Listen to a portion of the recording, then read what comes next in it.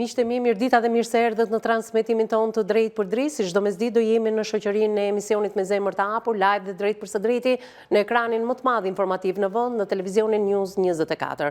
Ditën e sotme do të ndalojmë tek rrëfimi një vajze të re në fakt, por që është nëna e 2 binjakëve vetëm 3 vjeç. Martesa e saj ka zgjatur vetëm 4 vite, ajo aktualisht është 26 vjeçe, por do të tregoj kalvarin e gjatë të problematikës që e ka shoqëruar në 4 vite martesë. Po flasim për dhunën në familje. Në vetë të para, ajo do të tregoj dhunën barbare të ushtruar nga ish bashorti, i cili ka kryer edhe dënimin për dhunë në familje, ndërkohë që gjykata e Shkodrës vetëm me datën 18 shkurt ka dhënë vendimin që fëmijët të jenë në kujdestarinë e babait dhunues. E në fakt nuk është hera e parë që ky zotëri merr kujdestarinë e fëmijëve, sepse nga martesa e parë ai ka një fëmijë 14 vjeç dhe ndërkohë ashtu siç po sillet me 26 vjeçaren, është sjell edhe me ish bashorten e tij. Për më shumë ndiqni materialin e përgatitur nga kryeredaktori e emisionit me zemër të hapur, Anila Akmataj, dhe rikthehemi me 26 vjeçarin, por dhe me specialistët tona.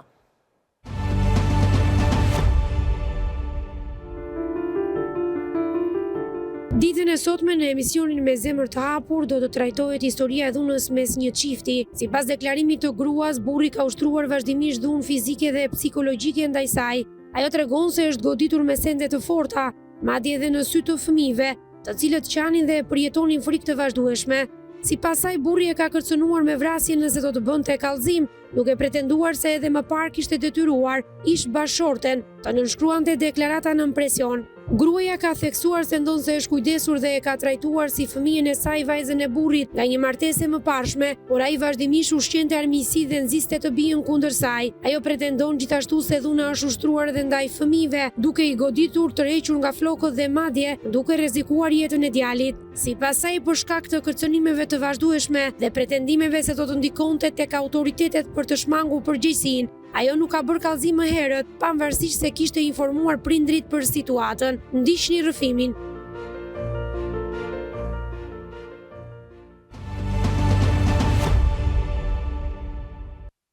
E teksa kronika e përgatitur nga kryeredaktoria e emisionit me zemër të hapur ishte përpikt dhe rikthehet edhe një herë ajo çfarë ka përjetuar 26 vjeçarja, unë e prezantoj me një herë sepse pa veten e saj të pasqyruar në pak minuta të këtij inserti.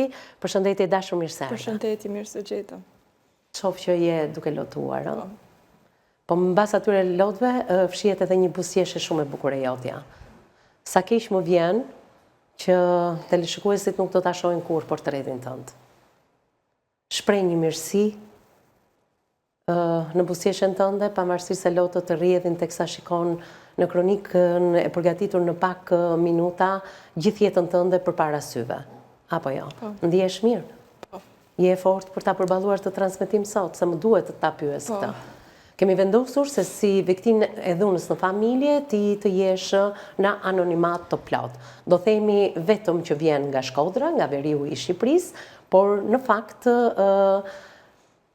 gjithçka tjetër do të mbetet anonim për ty. Si viktimë e dhunës, por edhe për të mos identifikuar 2 binjakët e tu, 3 vjeç, vajzë dhe djalë. Si janë ata, me shëndet? Mirë janë. Mirë janë? Kur i ke takuar për herë të fundit?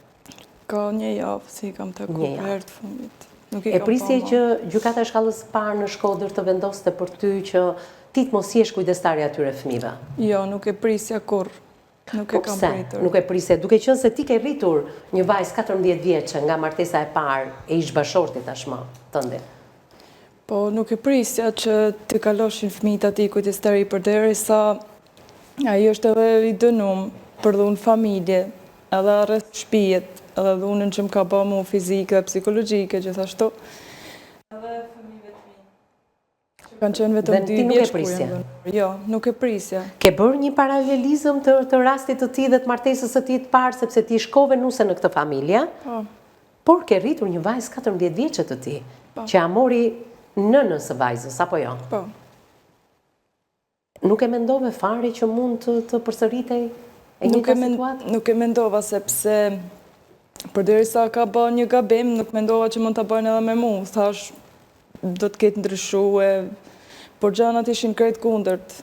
Mirë, do flasim vetëm pas pak, sepse ka shumë për të treguar në fakt, me mua në studio Edlira Bylo, avokate, përshëndetje, mirë se erdhe. Përshëndetje, kënaqësi që jam sot në studio me ju. Faleminderit, kënaqësia është e jona, është e përbashkët, faleminderit që je suporti i një 26 vjeçares, jo vetëm për të mbrojtur të drejtat e saj në gjykat, por për të mbrojtur të drejtat e saj edhe në publik. Në krahun tënd do të jetë Eksena Qirici, psikologja jone e përhershme, përshëndetje, mirë se erdhe. Përshëndetje.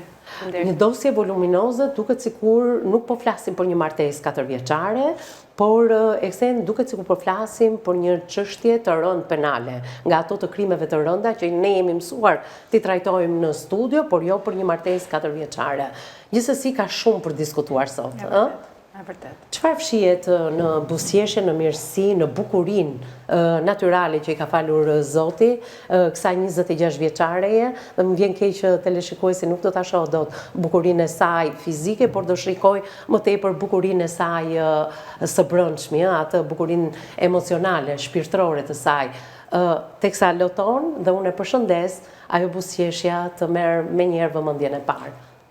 Është e drejtë e vizë dhe ndoshta si profesionist do të përpiqemi që ta tregojmë se si kjo mirësi në një moment të caktuar kthehet në abuzuese ndaj një personi që e përzgjedh pikërisht këtë lloj mirësie për të fshehur pas një çrregullim, për të fshehur pas një sjellje negative dhe për të dhënë një dimension të ri trajtimit të rasteve të dhunës në familje, se si gratë viktima sot, nga mënyra se si trajtohen, shihen si një piknisje, pra që ka një gjë që nuk shkon me mendjen e tyre, ka një gjë që ka një çrregullim në të cilin vjen si rezultat i këtij abuzimi. Po shiko, Eksena, flasim për çrregullim ndaj kësaj vajze, por ne nuk flasim dot edhe për një çrregullim të zotrisë, i cili ka kryer dhunën në familje dhe është dënuar për këtë gjë. Kjo është një mangësi e kësaj dosje, sepse nëse ti do t'i vësh gishtin një nëne për një specifik të shëndetit mendor, duhet të shohim dhe krahun tjetër. Nëse në krahun tjetër është një specifik e shëndetit mendor, e cila është kaq manipuluese, është kaq e fshehur sa duhet një sy tepër profesionist dhe profesional dhe as pak manipulues dhe as pak korruptues për të parë cili nga këta dy prindër është vërtet dëmi për fëmijët.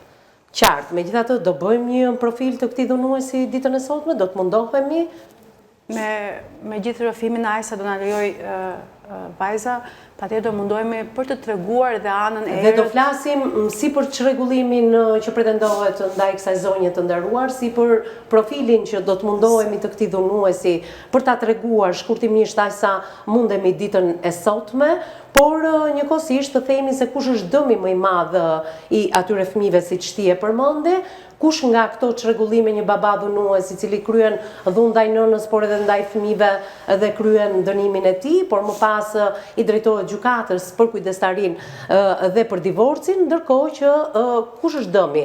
Çdo çrregullim i shëndetit mendor është i dëmshëm tek prindërimi, por të gjitha këto i tregojmë vetëm pas pak se më duhet të kaloj tek 26 vjeçaria. Ndihesh mirë fillimisht se më duhet të di se si ndihesh ti sot në studio. A mund ta përballosh dot transmetimin apo jo? Po, mirë. Mirë, ja, okej. Përpara sa vitesh je njohur me ish-bashortin? Mas sa vite jam njoft. Para sa viteve? Para një vitit. Para 4 viteve kam... Para 4 viteve ti je njohur. Si ishte kjo njohja jote? Si ishte njohja jote?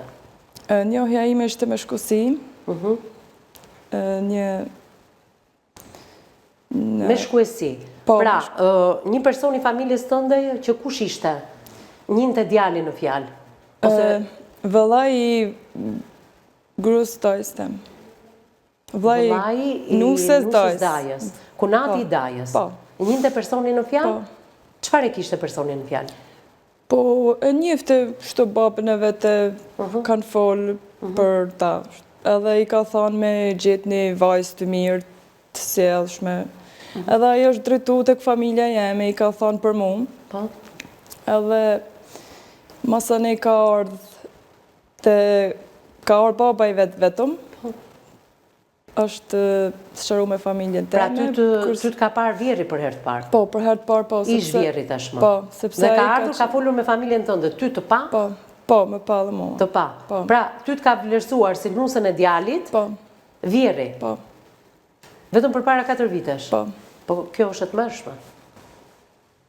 Në 2022, të viti kush në familje, të të vlerësoj ty nga pamja, sepse dikush i ka thënë disa fjalë të mira për ty dhe ti i meriton me të vërtetë, i ke, jo se nuk i ke. Dhe të vit të vlerësoj babai për djalin, a jeti nuse për atë shtëpi, ti nuk je një objekt apo një send që mund të shitesh.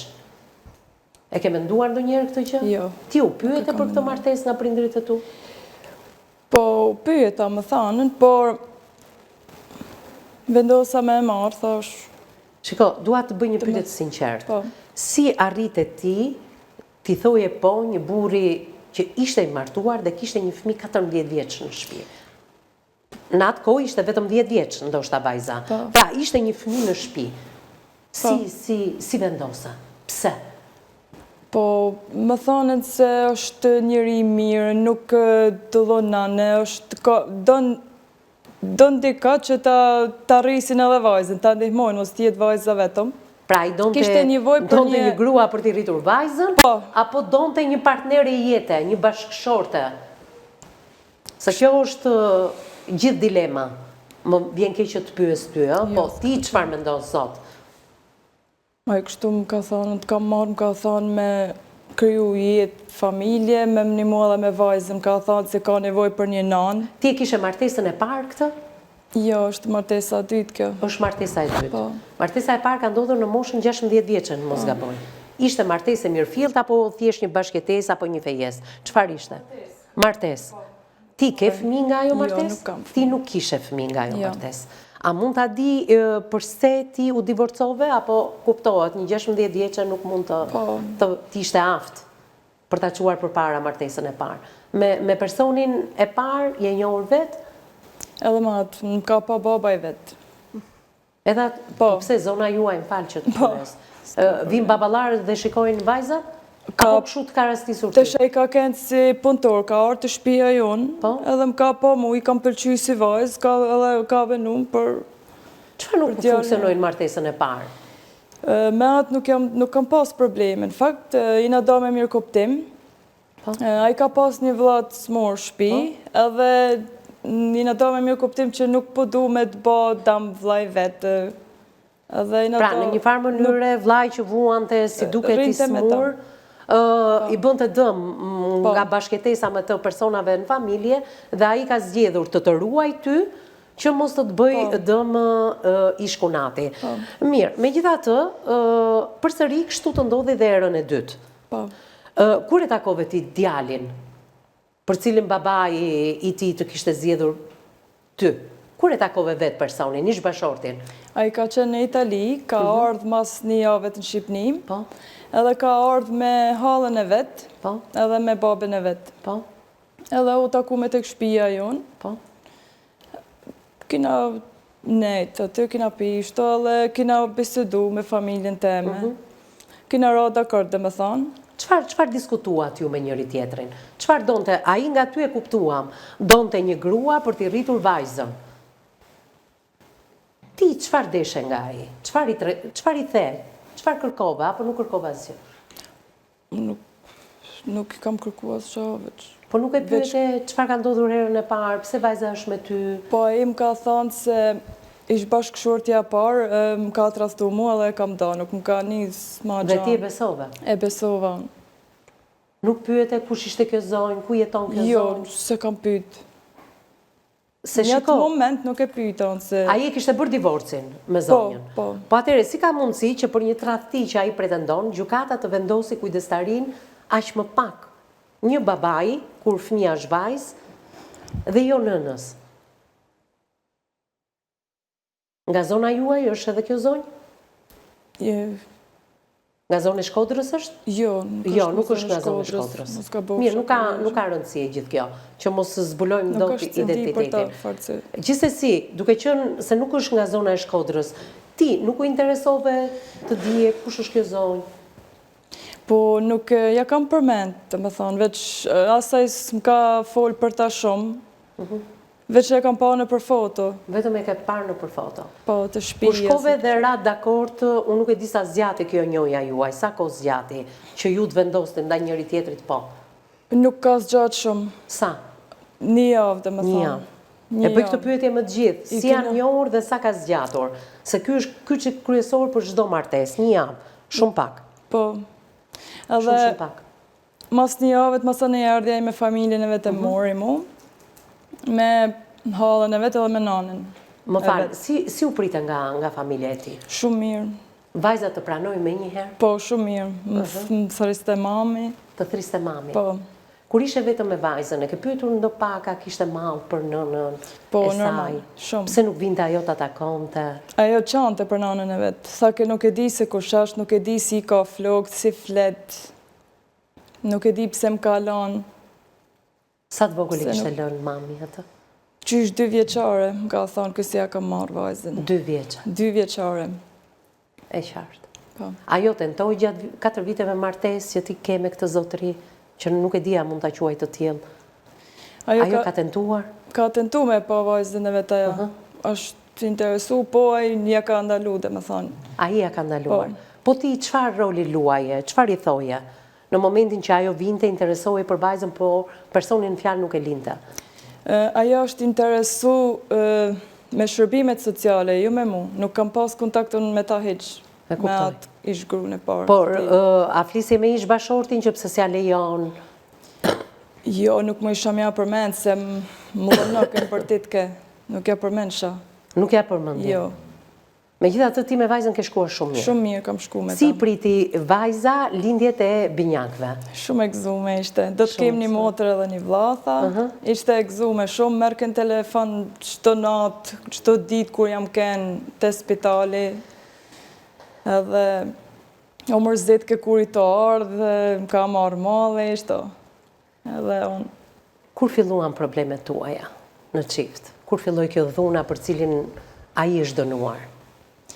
Dhuna filloi mas 1 viti martesë. Ishe shtatzan atë? Kam kenë shtatzan me fëmijët e parë.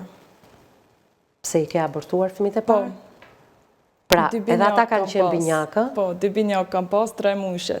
3 muajshe? Po. Nga dhuna. Për shkak të dhunës? Po. Denoncove herën e parë? Jo, nuk e denoncova.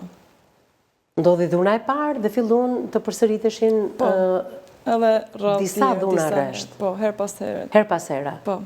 Çfarë mendoje në ato momente? Kush ishte shkaku? Mund ta di, mund ta diskutojmë. Për çfarë dhunoheshe ti?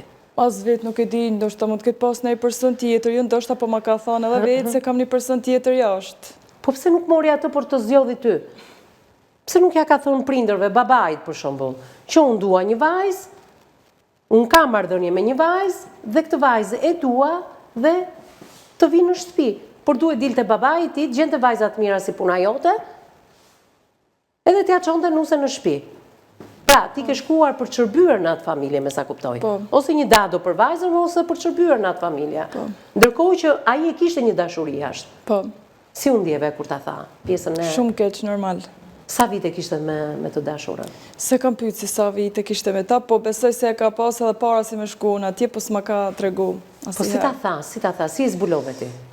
E zbulova se dilte natën rikevon shumë edhe kam pa edhe disa gjana të tjera në makinën e tij. E qartë. E si u ndjeve? Shumë keq. Bëre skena xhelozie? Po normal, jam keq shumë keq në ata momente, nuk i falsha, jepsha me kuptu se e di se ka i tjetër jashtë, masane me kalimin e kohës e ma ka tregu edhe vetë, mundësisht ma ka prun edhe të shtëpia. Si, ta ka sjellë në shtëpi? Po. Dhe si ta prezantoj? Doli the jam të dalë. Masane kur erdi me një vajzë, po unë isha primere, kur e pava, ishte me një vajzë italiane, ishte aja. Edhe morin telefon, tha, jam të prunë, tha, dashurën të shtëpia, tha, se mos me nështa se të kam rejt. Thash, edhe, thani, me respektu, tha, kur t'hinë marën, tha, që osi se respektan, tha, të hedhi, tha, për i kati 2 e poshtë. A shua? Po. Edhe, normalisht, nuk pata se qa me basi, s'kishta zgjidhe tjetër, se kisha edhe fmit. edhe erdi mren, u prezentu zonja Zonjusha dhe masane. Si u prezentua? Në emër, apo? Jo, e prezentej, kjo është e dashura ime, tha. Shtetase italiane? Po, ishte shtetase italiane, nuk e një fshat vajzën, jo, italiane ishte. Italiane, rinte në Shqipëri, apo rinte në Itali? Në Itali, italiane. Po për çfarë kisha ardhur për takuar këtë? Kur kam kënë Itali atje, ma ka sjell të shtëpia. Të shtëpia në Itali, se ti ke shkuar për të jetuar në Itali me të. Po, 4 vite atje kam nejtë. 4 vite. Dhe ti, si e prite? Normal, shumë keq. Jo, dua të di, kur ai tha, dua ta respektosh sepse e di, do të hedh nga kati i dytë. Çfarë ndodhi?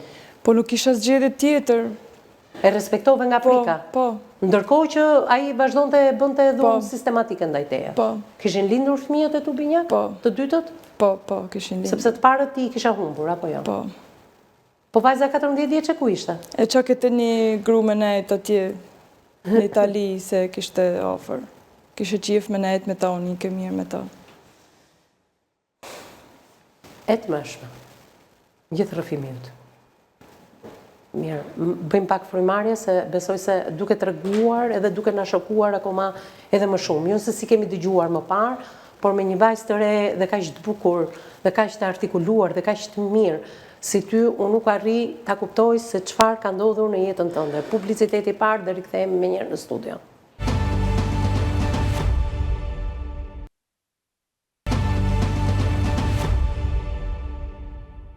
Rikthehemi në transmetim të drejt për drejt pas hapësirës së parë publicitare. Jemi në pjesën e dytë dhe do ndalojmë pikërisht me prova dhe fakte tek dhuna që ka psuar 26 vjeçarja.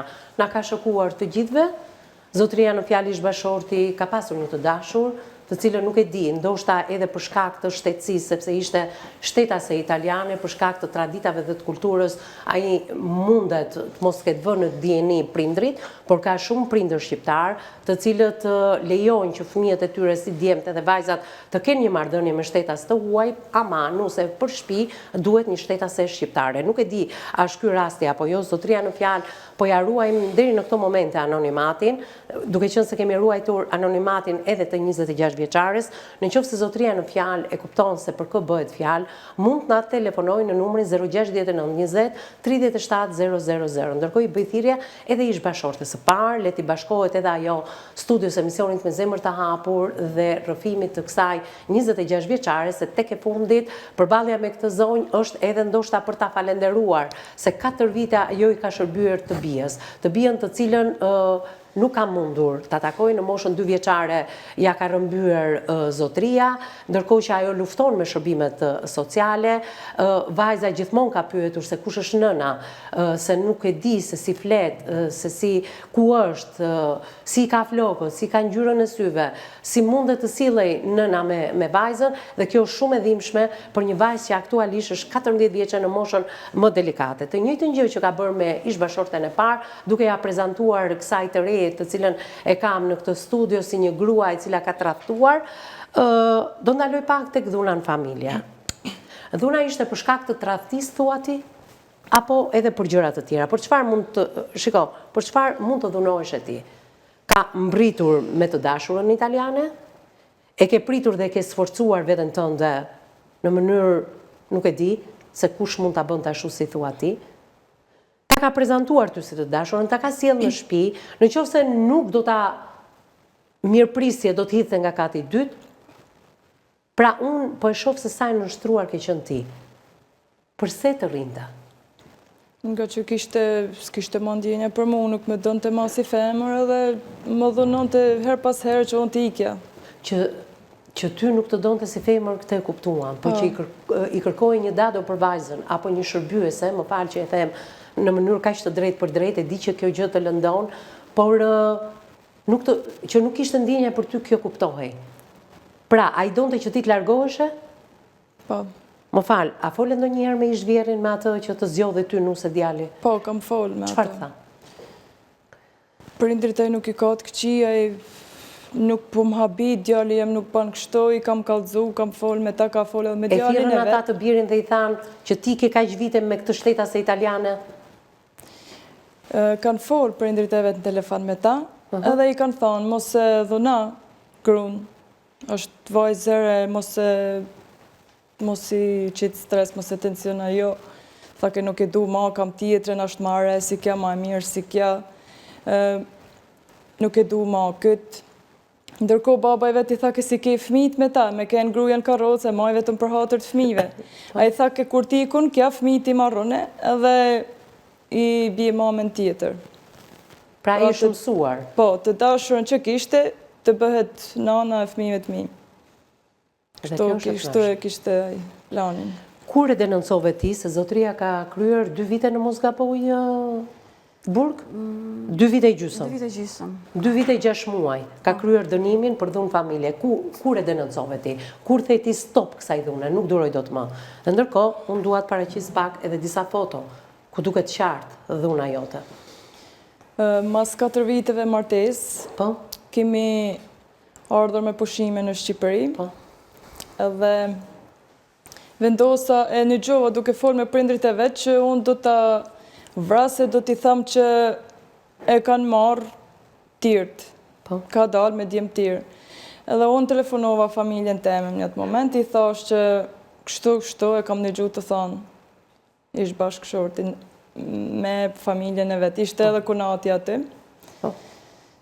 Edhe në të moment mani, kam telefonuar policin dhe i kam treguar adresën ku banon të zotnia dhe kanë ardhur me njëherë. Dhe këshu vendosë ta denoncojë? Po. I dhe të gjitha provat dhe faktet dhe i dënohet 2 vite i gjysëm? Po. Shiko, unë kam disa foto këtu, kam 4 foto të asaj dhune, për cilën a i është dënuar, por foton e fundit e mbajnë dorë, nuk mund të paraqis dot. Sepse kjo foto është djali, apo vajza? Djali. Djali. Se fëmijët e vegjël zakonisht sa... 2 vjeç ka kena të kur e ka dhënu. 2 vjeç. Vetëm 2 vjeç ka qenë kur e ka dhënu atë në foto. Nuk mund ta nxjerr do djalin, por djali është i dhunuar, duket...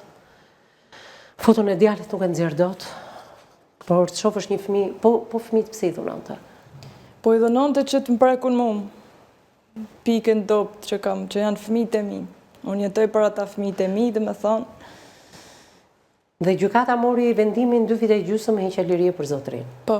Ti u drejtove me njëherë gjykatës për divorc? Unë i thash për divorc, unë i thash nuk është e drejtë që fëmijët t'ja kaloni një personi që është i dënuar. Jo, ti e more vendimin për t'u divorcuar, apo ai? Jo, une. Ti e more.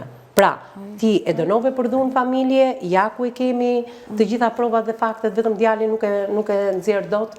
Jo lutem regjia se dua t'i vendos në tryez, mos se kapni nga afër. Dhe ndërkohë ishe ti që more një vendim. Si e pritja i vendimin për t'u divorcuar, duke qenë se ti thua dhuna që ai ushtronte, ishte pikërisht që unë të largohesha. Është kështu apo jo? Po.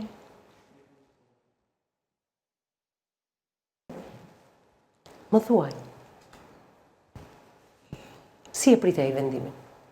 Ai nuk e tregote vetën që është i mërzitur, ai nuk e kishte problem. Kush ja komunikoi këtë gjë? Për divorcin. Sa i besoj duhet ishte i dënuar kur ti i more vendimin për të divorcuar.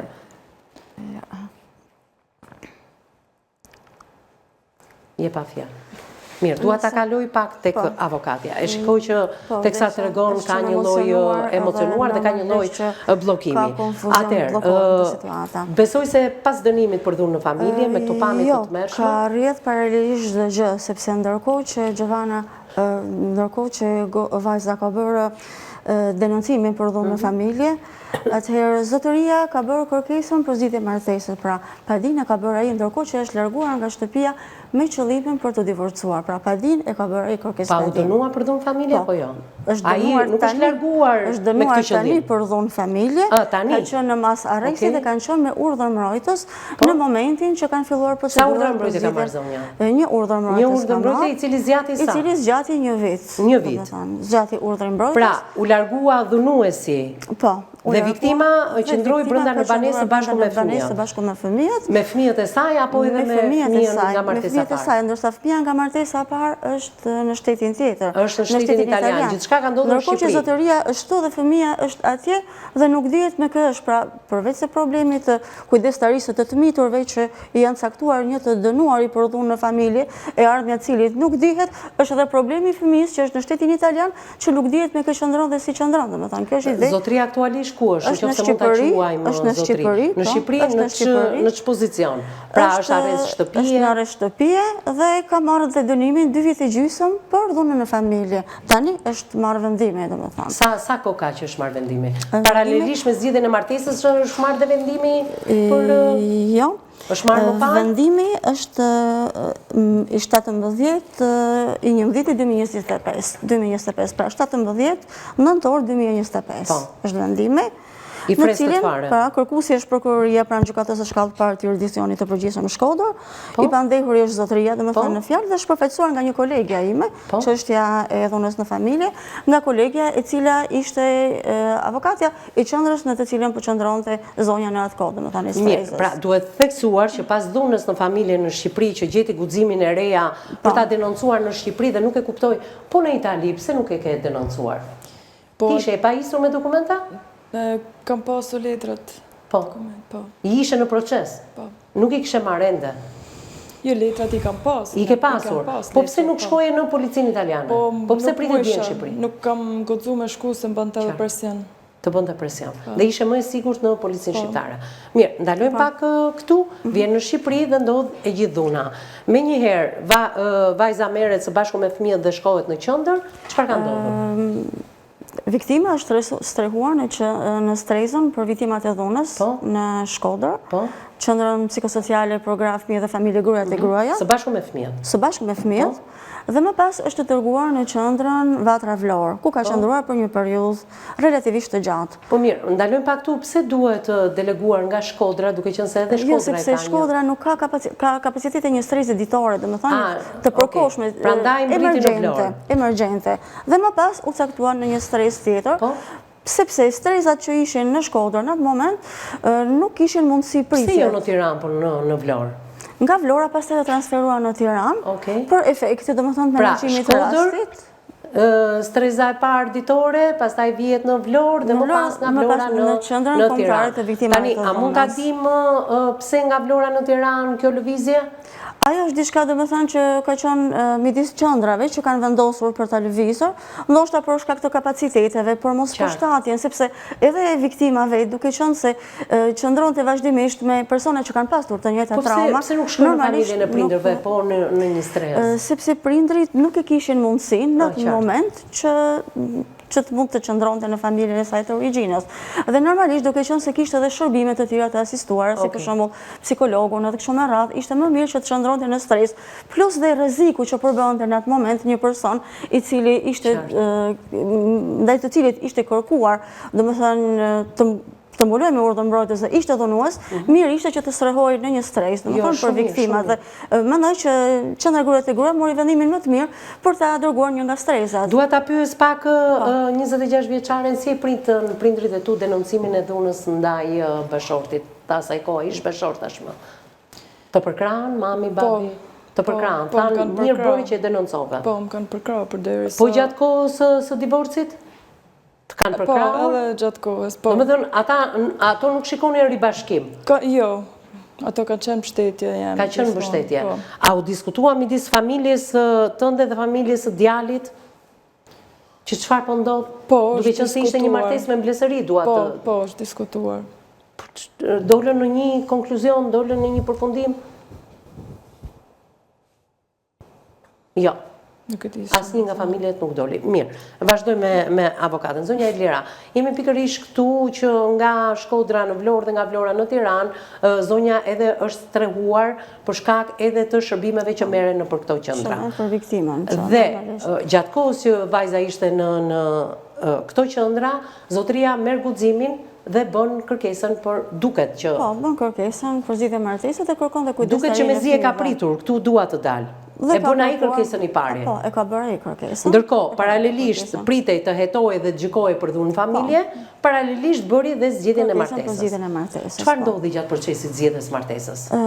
Së pari rasti mu deleguan nga qendra të ndryshme të barabartë, duke qenë se unë isha një ndër avokatet pro bono në Shkodër, dhe mu kërkua të asistoj dhe të them të drejtën, në momentin kur e mora përsi rast, nuk mendova se do të kishte zgjatur kaq shumë. Mendova se do përfundonte shumë shpejt se ishte thjesht një sigurim pa dije dhe një zgjidhje martese.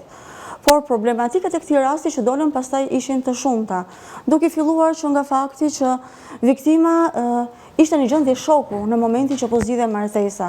Ishte shumë e stresuar, e konfliktuar, kishte probleme të menaxhimit të stresit në ato momente, për hir të vërtetës, sepse çdo gjë që kishte jetuar po ripërjetonte edhe një herë dhe fakti që duke treguar dhe shumë herë historinë e saj, kudo që shkonte, e ka lodhur në një farë mënyrë dhe nganjëherë ndoshta edhe një lapsus mund të ketë shpëtuar thjesht për faktin se ajo unë çuditëm si është akoma në këmbë me gjitha incidentet dhe episodet që ka përjetuar. Ka që dhunë barbare është ushtruar. Dhunë barbare. Shiko, 2 vite e gjysmë është pak dënimi, se kur shoh foton e djalit dhe nga bllokimi që ajo ka, mund të tregoj dhe një episod shumë të tmerrshëm të djalit. Them të vërtetën që kur e kam parë zonjën, kur e kam parë për herë të parë në momentin që shkova ta kontakta në gjykatë, që ishte së bashku me punojësen sociale që po shoqëronte, realisht më ka prek shumë, jam ndje shumë keq kur e kam parë, se nuk e prita që t'ishte aq e re, aq e vogël, dhe po rrinte si e stepur aty në korridor dhe mezi fliste dhe buzëqeshim në atë buzëqeshin e saj të bukur, me njëherë më hyrin zemrën dhe thash kjo vajzë ka përjetuar gjëra shumë të rënda. Dhe normalisht jo gjithë i kanë mirë kuptuar. E ke nga përvoja, besoj. Kam 25 vite që merrem me këtë punë dhe unë besoj që kam aqe intuit, aqe konvështrim që në pamje të parë ta identifikoj viktimën, sepse komunikimi i shpejt dhe kush gënjen dhe kush jo, kush egzageron, ose kush trillon, ose kush thot të vërtetën, ose thot grimcat të vërtetës, se ka gra që nuk tregojnë 100% të vërtetën. Gënjeshtat e zotërisë janë vërtetuar dhe në seance gjyqësore kur vinte dhe shpreh që nuk i kam takuar kur fëmijët në një kohë që në njëri nga takimet që kishte për hir të urdhrit mbrojtës që ishte caktuar nga gjykata, unë së bashku me punojësët sociale të qendrës kombëtare për viktimat e dhunës ja kemi dorëzuar vetë fëmijët në atë moment që i ka takuar tek banesa e tij. A donin fëmijët ta takonin babain? Po, donin ta takonin, për hir të vërtetës po. Po, mbas këtyre pamjeve që kam në dorë të djalit që e ka rrahur, por është edhe një episod tjetër që nuk e di kush nga ju të dyja do të ma tregoj, që ka tentuar në fakt me djalin dhe diçka më të rëndë. Jo, atë do më thanë nuk di nëse ka një incident të tillë për të unë nuk kam informacion, por di vetëm që dhuna ndaj fëmijëve realisht në urdhën mbrojtës nuk është pasqyruar dhe nuk është provuar, sepse kam idenë që në denoncimin që është bërë fillimisht në organet e rendit, nuk është kërkuar që fëmijët të përfshiheshin brenda subjekteve. Dhe kjo është një pikë që është pak delikate në komplet këtë histori, do më thënë. Sepse sot nuk do të na lindte ky problem me fëmijët, sepse fëmijët do të ishin automatikisht me nënën. Mirë, do dalim edhe aty. Ndalojmë pak çfarë fshihet pas një akuze që babai i këtyre fëmijëve, më mirë ta thrasim kështu, sepse është për hir të vërtetës babai është. Fjala zotërisë nuk mund ta quaj dot të tillë. Nuk e dia do gjej guxim dhe kurajë të na telefonoj për të qenë edhe zëri i tij në transmetim. Por kur shoh këto pamje të kësaj dhune, nuk e di se si mund të shfaqsohet babai i fëmijëve. Ndalojmë pak këtu. Pse ai ngriti një pistë në lidhje me pjesën emocionale, me pjesën e ndoshta një çrregullimi që nuk e di nëse zonja e ka, edhe për shkak të dhunës, e ka edhe për shkak të terrorit që ka përjetuar. Janë të gjitha në kompleksitet.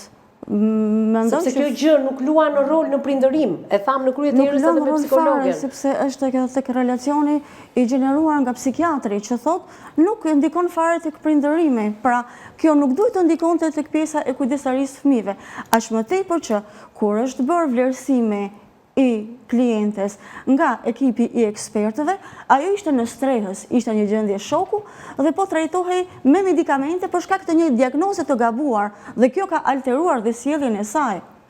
Duke pasqyruar sjellje të cilat zakonisht nuk i ka manifestuar, sepse edhe duke komunikuar me qendra kombëtare të viktimave të dhunës, në momentin që unë ja shprehja këtë gjë, thotë jo, këtë nuk e ka shfaqur, jo, këtë nuk e ka shfaqur. Okej, ka qenë konfliktuese me viktimat e tjera, me gratë e tjera, se normalisht janë gjëra që ndodhin, sidomos kur dikush që ka jetuar i izoluar për shumë vite, që nuk e ka lejuar të dalë, që nuk e ka lënë të ketë kontakte dhe marrëdhënie me njerëzit, menjëherë hidhet një ambient ku është rrethuar nga shumë persona të tjerë që kanë të njëjtat probleme me të.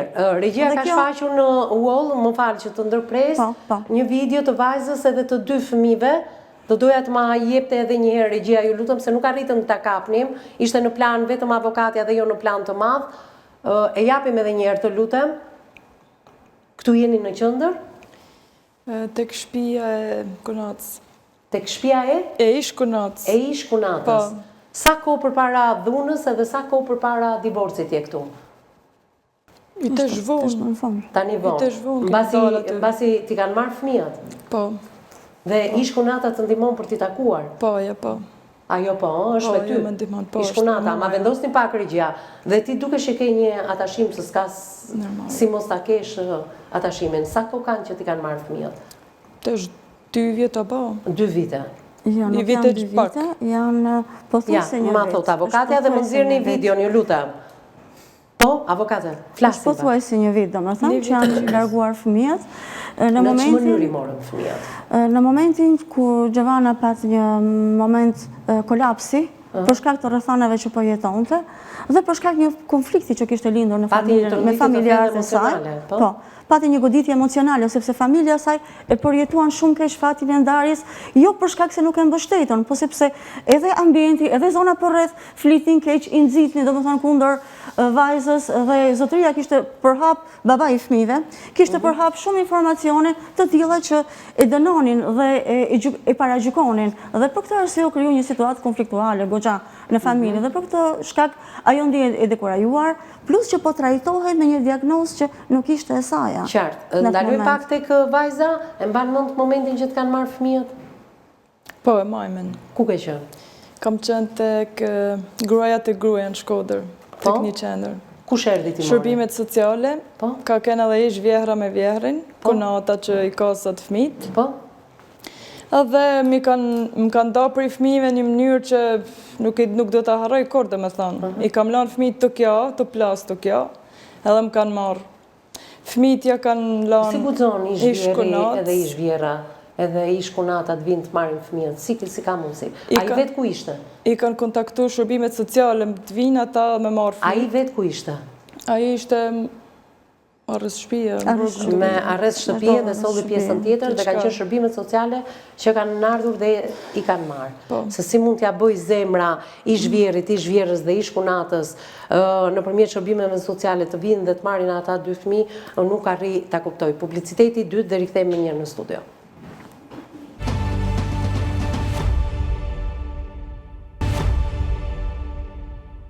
Mbas hapësirës së dytë dhe të fundit publicitare, jemi në pjesën e tretë për ta përfunduar edhe pse kemi lënë shumë gjëra pa thënë në këtë histori që nuk duket 4 vjeçare në fakt, duket si një histori 40 vjeçare e përjetuar në çdo moment me dhunë dhe diskriminim dhe gjithçka tjetër, tradhti, nuk di se çfarë të them, ka një bllokim në fakt në rrëfimin e saj, edhe vajza nuk e di se sa episode të cilat ne i kemi në atë dosje voluminoze, kemi lexuar dhe jemi shtangur në fakt të gjithë, jo më kotu më pyeta për pjesën e djalit, nuk e di se sa të vërteta ka në rrëfimin dhe në kallëzimin e parë që vetë ajo ka dhënë në polici, dua të ndaloj pak në një episod që ajo e mban mend tek djali, e di vetë në qoftë se do ta thot ose jo.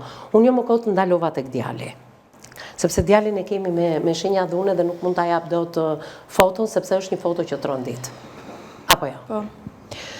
Fëmijët e duan sipas avokates nga Afrika, apo fëmijët e duan se kanë baba dhe nuk mund të arrin dot 4 vjeçari për të kuptuar dhunën ndaj tyre, por edhe ndoshta një episod që ti e ke treguar dhe nuk e mban mend, do ma tregojë edhe psikologja Eksena Qerici, do doja të dija diçka. Ti thua që dhuna ndaj teje ka qenë barbare. Barbare deri ku? Se këto foto janë disa foto të cilat vërtet flasin vetë, por ti e dhunuar dhe e mbuluar e tëra me gjak, apo jo? Po. Në ato momente kur të shinte, Kishte keqardhje për ty? Jo, as pak. Çfarë të thoshte në lidhje me se njeriu kur sheh gjakun dhe dëmin që ka shkaktuar nga dhuna bën një hap prapa. Ai çfarë të thoshte? Ai nuk kishte problem për gjatë që ka bëj për dhunën. Mundësisht më thote mu më kishte rat fik kur më kishte shkapet për mua në ata momente dhe më thoke më ka marrë rrshan në për shtëpi. Po. Edhe më ka lag me ujë për me më qitë Sjell vete, po? Po. Edhe masi jam që më ka thonë, merre shije këtë gjak të fliqën, më ka thonë. Kam pastru gjakun, tem kret, fëmijët kanë kënë të qa të plasë. Edhe më njëta momente, kur ishin fëmija të qa, i ku djali tu afru, si mu më pavi me gjak kishte edhe frikë me mu afru djali. Edhe i ra djalit me dorë kështu, edhe ja ka po zi edhe ftyrën, si që është në foto. Si që është aty. Po, edhe më ka thonë edhe për fëmijët e mi, sa herë u afrashin fëmija me harbuk me ta, më thake hecemi hiq fëmijët qafe, më thake. Fëmijët e vetë, hecemi hiq qafe, thake. Këtë sjellje e ka vetëm me djalin, sa i ka tentuar në fakt edhe diçka tjetër në lidhje me djalin, por ti ndoshta nuk e mban mend. Ai ka dhunu edhe djalin, edhe vajzën, po ashtu edhe vajzën e ish bashkëshortes parë. Domethënë, ai me të tre fëmijët sillej njësoj. Po. Nuk bënte një dallim se është djali apo se janë vajza këto të tjerat. Ja.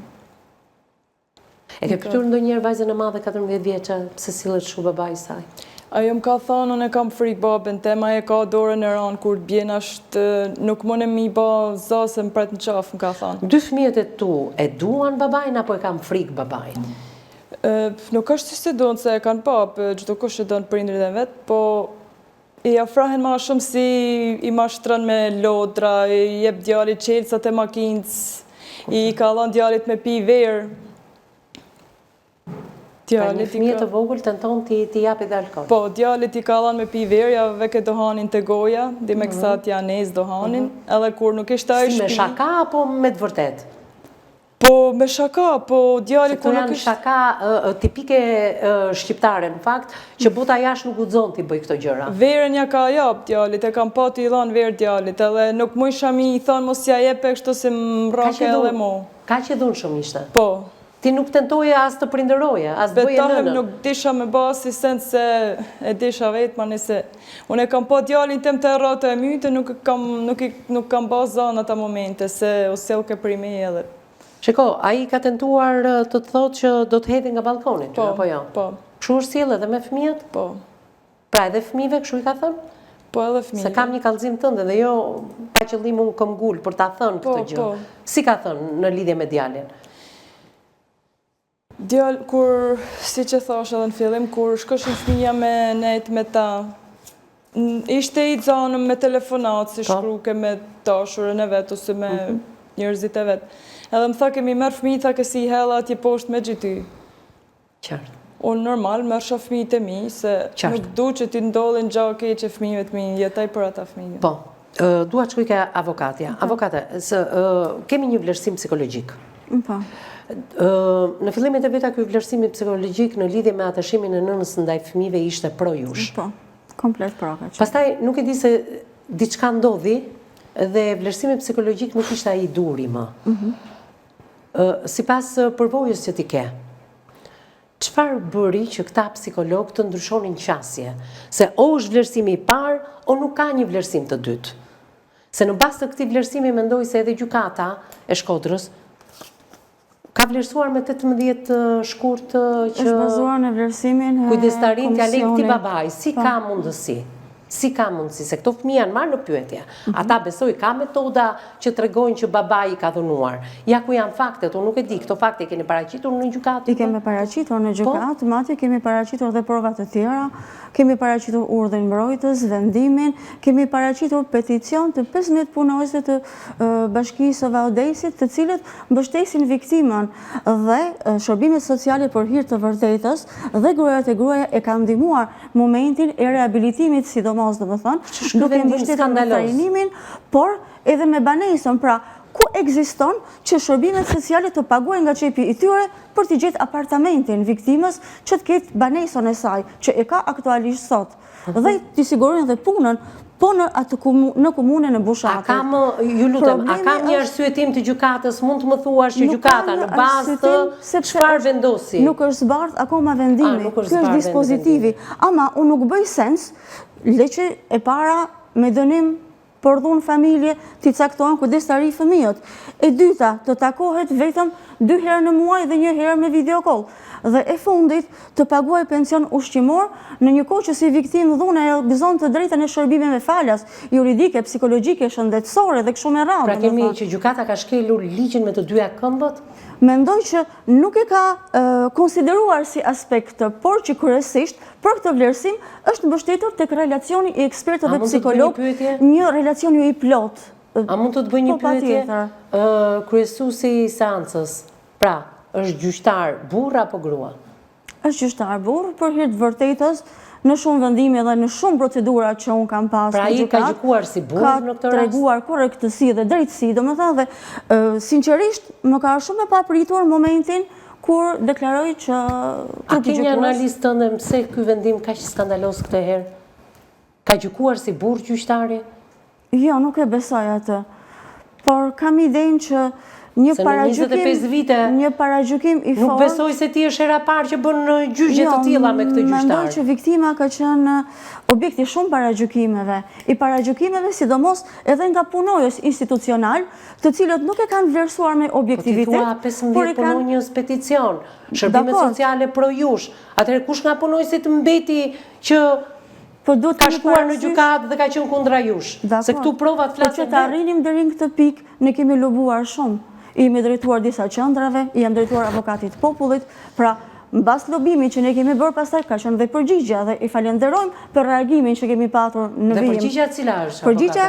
Përgjigja nga shërbimet sociale ka qenë integrimi në ambientet e punësimit, integrimi në strehim, që e ka, që i fitoj në momentin... Shpi po, punësim po. Atëherë, pse duhet ja marrësh nënës këta fëmijë? Nuk ka sens, nuk bën sens, sepse njëkohësisht tek ai vendim, domethënë tek dispozitivi thotë që të monitorohet babai. Po pse të monitorohet babai? Monitorohet nëna. Atëherë i nuk qenë ka një baba model, sepse në rastin konkret supozojmë që nëna qenë ka sëmur, por nuk kemi asnjë baba model. Kemi një baba me dënim. Supozojmë. Jo, nuk ka me supozime. Nëna o është o nuk është smur. Supozime nuk ka. Nëna shumë mirë. Ju lutem, por mirë, si mundet që një gjyqtar ta ketë këtë provën e këtij fëmijës, që po na tron ditë në fakt, teksa e shikojmë, e fshehim se nuk e shikojmë dot, e fshehim se nuk transmetojmë dot. Atëherë si ka mundësi? Ajo që të ndit më shumë... A është babai gjyqtar kot po të pyes? Nuk e di, nuk kam informacion për jetën private, unë thjesht, domethënë kam qenë e pranishme në seancë, jo, ka një moshër relativisht të re, mesatare... Këtë nuk e di, nuk kam informacion për jetën private, por di të them vetëm këtë që zonja shumë e irrituar dhe shumë e stresuar, sepse thotë, nesër a jemi me fëmijë dhe nuk i shikoj më. I me fëmijët, i qonë në shtetin italian dhe nuk i shoh më. Dhe raporti psikologjik... Sepse a i ka një rast para ardhës dhe ajo e di shumë mirë. Raporti ekspertëve ja ka mundësuar këtë gjë dhe i vendim ja mundëson përsëri këtë gjë, sepse i mund të lëviz një moment që e shfaqson veten nga vendimi i dhunës familje dhe pastaj që... Megjithatë, me zbardhjen e këtij vendimi ju menjëherë do apeloni? Do të apelojmë pa diskutimisht. Dhe keni besim të plot tek gjykata e apelit? Po, kemi besim tek vendimi i një gjykate më të lartë. Se nuk do jetë një gjyqtar, po do jenë 3 gjyqtar. Do të jenë 3 gjyqtar dhe rasti do t'i kaloj edhe një herë qendrës, e cila ma ka deleguar mua në momentin që isha në Shkodër, po që gjatë kësaj kohe prap domethënë çdo nevojë që do ketë për të asistuar ne me hapur. Megjithatë, ju vajzës 26 vjeçare do të qëndroni pranë. Ne do t'i japim edhe këshillat tona në fund me Eksenën. Ajo nuk duhet të dorëzohet përballë këtij vendimi skandalos. Ajo duhet bëhet akoma më fort për të luftuar dhe ndërkohë nëse do që të ketë fëmijët pranë vetes, duhet t'i japi forca gjithçkaje. Unë të falenderoj ndoshta kaq është minutazhi, se më duhet jam në por ju premtoj që ky nuk është emisioni i parë, mund të bëjmë edhe disa emisione. dhe për patjetër. dëshirën e mirë dhe për mbështetjen që juve ju premtoj i që do t'ju viktimave si rikthej shumë zonja shpejt jonë. për treguar edhe detaje të tjera kur ju ta keni të lirë se vajzën ndoshta e kam pak më të lirë dhe unë shpresoj që edhe babai i atyre fëmijëve nëse na ndjek drejt për së drejti mund të kontaktojë me ne, të japi dhe ai versionin e tij, por gjithsesi nuk ka justifikim për çdo veprim sepse provat janë këtu. Eksena, çfarë ka ndodhur sipas këndvështrimit tënd? Fillimisht shumë shkurt në ndryshim të dy vlerësimeve psikologjike, tek vendimi i gjykatës çfarë mund të ketë ndikuar, të bëjmë një profil të zotërisë, nuk e di sa shkurt, edhe të zonjës tek prindërimi dhe pastaj t'i japim një këshill zonjës për ta përballuar gjithë Çështjet janë shumë dinamike dhe cilën besoj nuk na dali kohë për ta analizuar dhe në vijat përgjithshme se do t'i rikthehemi shumë shpejt ndoshta. E rëndësishme ndoshta do të cilësoja figurën e një buri, e një mashkulli manipulues. Pra një mashkull, një burr që ka një urrejtje ndaj gruas, pra si figurë që do të thotë krijon kushtet e dura psikologjike, fizike, emocionale, që ti degenerojë në të gjithë kuptimin. Pra qoftë në... Eksena ka pasur në dorë që babai që i zgjodhi këtë vajzë mos e pranonte. Ka pasur në dorë. Ajo thot kam dyshime të forta që marrëdhënia e tij me shtetasin italiane ka qenë përpara meje, ose në momentin që e njoh këtë shtetasë italiane, bëri një abort të fëmijëve që ajo thot për shkak të dhunës të binjakëve të parë. Ka pasur në dorë gjithçka. Cilësia e marrëdhënieve të tij, se pa këto elemente, është që ai nuk e uren figurën femërore. Sepse edhe në nga raportin që ai ndërton me fëmijët, që fëmijët ta urejnë nënën, duke ngritur një aspekt shumë të rëndësishëm për kulturën tonë, që është çështja e moral dhe çështja e tradhtisë, sepse me atë lloj figure e ka manipuluar si femër, pra ai është njeri gjyna sepse është i tradhtuar, dhe kështu ka marrë vëmendjen e parë, pra për të hyrë në një marrëdhënie, dhe më pas e ka shtyr zonjën drejt veprimeve të cilat e nxjerrin jashtë kontekstit të vetes, përmbushin filozofinë dhe psikologjinë e tij manipuluese për ta degeneruar si figurë femërore, deri aty sa do e shkatroj duke ja marrë edhe fëmijët sepse ai e zëvendëson nënën me një grua tjetër, ndërkohë që ai nuk do as nënën, nuk do as fëmijët. Ai do thjesht situata që të ushqej patologjinë që ai ka ndaj figurës femërore. Çfarë patologjie mund të ketë? Kemi të bëjmë një njeri manipulues dhe kështu si e tregon ti me një njeri narcist? Nuk mund ta vendos, përgjithsisht tronditje kaq të forta ose vijnë nga trauma të mëdha, ose është një predispozit ose një element i një A është dëmshme kjo për prindërimin që ai bën dhe për kujdestarinë që gjykata ja ka dhënë duke monitoruar, kjo nuk është e dëmshme vetëm ndaj prindërimit. Duke monitoruar babain. Pse duke monitoruar babain? Kjo nuk është e dëmshme vetëm ndaj prindërimit.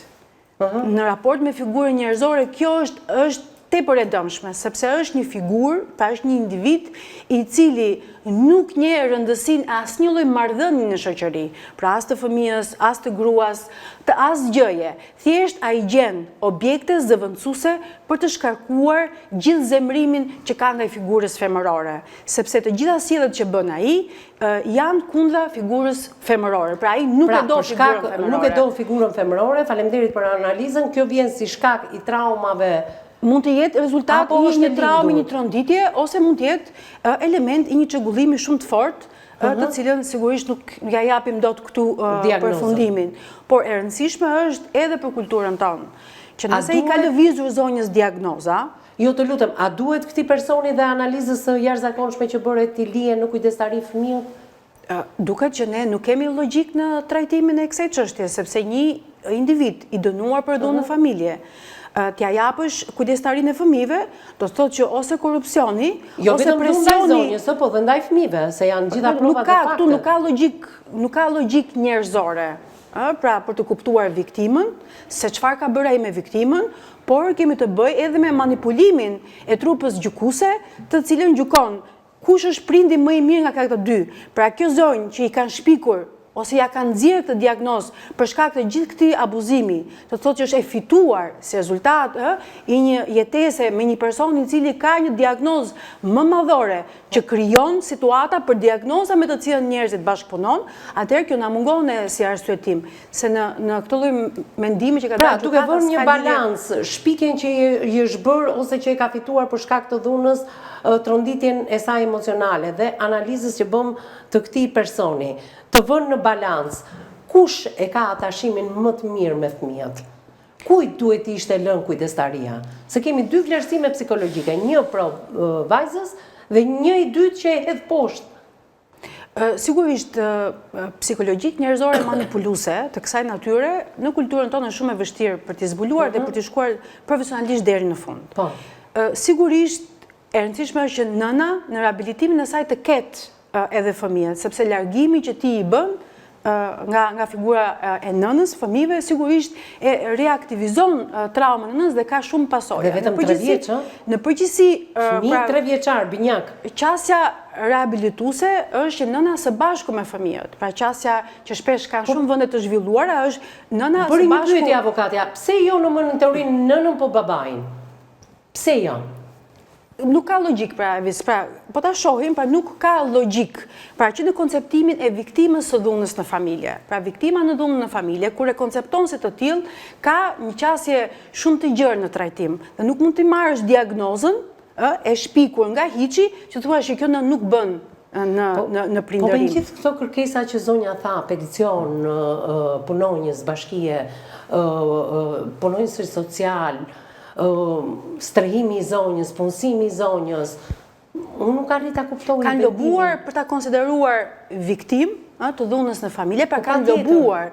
Po patjetër, nuk e pse lobon. Ti thua për shkak të lobimit kemi këtë lloj vendimi. Nuk e pse lobon. Jo, nuk është kjo. Por që realisht, unë thjesht kam kërkuar, kam dorëzuar ato prova që zonja si avokate grumbullon fakte. Grumbulloj prova dhe fakte. Po faktet e shumta si duket kanë bërë në rrëzimin e kërkesës? Sepse kanë ndërhyrë zotëria, pra në gjithë këtë dimension kanë ndërhyrë për ta shtrëmbëruar. Të lutem, po paralelisht me gjyqin civil, ne kemi dhe një gjyq penal për dënimin e dhunës në brenda familjes. Kjo pastaj është... Dhe dhuna dhe 2 vite e gjysmë nuk është marrë vetëm se ka dhunuar zonjën, por ka dhunuar edhe fëmijët. Dhe si është e mundur të japësh fëmijët një babai dhunues, ose një babai, se duhet bërë një vlerësim, pra ne nuk kemi një vlerësim të zonjës, po të babait, përse nuk bëhet, pra kur zonja në rrëfimin e saj tregon momente të cilat janë të pakonceptueshme, pra janë antinjerëzore si sjellje, pra ta dhunosh dhe ta detyrosh që të pasojë gjakun e saj dhe me atë motiv, do të thotë që ka diçka që është antisociale në këtë lloj procesi. Atëherë, si është e mundur që këta profesionistë, asnjëri nga këta nuk ka marrë në konsiderat për te gjithë korrupsionit mundshëm. Si nuk ka marrë asnjëri nga këta në konsiderat që ky zotëria duhet vlerësuar se do riprodhoj, ka përprodhuar me martesën e parë, ka prodhuar me martesën e dytë dhe po ta lëmë këtë zotëri në këtë lloj sistemi, do prodhoj një zinxhir ngjarje të kësaj natyre dhe pastaj do kemi riprodhim të kësaj lloj figure njerëzore. Pra, kemi një zotëri që është i vendosur në Itali dhe të njëjtën gjë që ka bërë me 26 vjeçaren e ka bërë me nënën e vajzës 14 vjeçe dhe tashmë kemi episode në Shqipëri ku zonja ndihet më e sigurt dhe në momentin që dëgjon të gjithë planin që ai kishte organizuar ndaj saj, ndaj eliminimit, merr prindrit, i thot, shkon dhe e denoncon dhe këtu ndihet më e sigurt. Ajo çfarë thot se është një moment shumë interesant, vajza thot që unë do ta vras, pra akti i tij ose mendimi i tij final, do ta vras, do të them që ka shkuar me njerëz të tjerë, pra prapë shkon te tradhtia, pra e ka kapur fort moralin e tradhtisë dhe ne justifikojmë vrasjen në kushte tradhtie, do ta vras, do të them që ka shkuar me të tjerë, do thotë që ajo është tradhtare. Ishte vetë tradhtare. Për te kësaj, jo për te kësaj, ti çosh të dashurën dhe thot, unë ty do të hedh nga balkoni. Në qoftë se ti nuk e trajton siç duhet të dashurën time, tani është tenton ta degeneroj, sepse ai e di shumë mirë çfarë do të thotë një individ në kushte të tilla. Pra, e një shumë mirë filozofin, si nga brenda dhe nga jashtë e tradhtisë dhe të moralit. Është njësoj si hajduti që thërret kapen e hajdutin. Edhe tradhtari thotë, ja ku i kam gratë tradhtare. Pikërisht, sepse ai e shtyn zonjën drejt aktit final me të gjitha forma, do të thotë që ai nuk i lë mundësi psikologjike, se ne themi, si është e mundur që këto viktimat nuk reagojnë? Pikërisht, sepse krijohen kushte psikologjike që viktima nuk koncepton rrugëzitje. A kemi një mesazh për vetë vajzën se kemi në studio e Ksena për ta mbyllur bashkë, se si mund të qëndroj ajo e fortë? Unë them ndonjëherë gratë në kulturën tonë kanë një forcë të jashtëzakonshme që në përballje me gjithë këtë dimension dhune anti-njerëzore arrin të mbijetojnë. Dhe ndoshta edhe me këtë bisedë ne po mundohemi të japim pak kontribut që ajo ta vazhdojë jetën e saj me gjithë këtë lloj traume që e ka shumë të vështirë. Ajo mund ta ketë këtë lloj traume dhe e vështirë, por fëmijët janë binjak dhe 3 vjeç.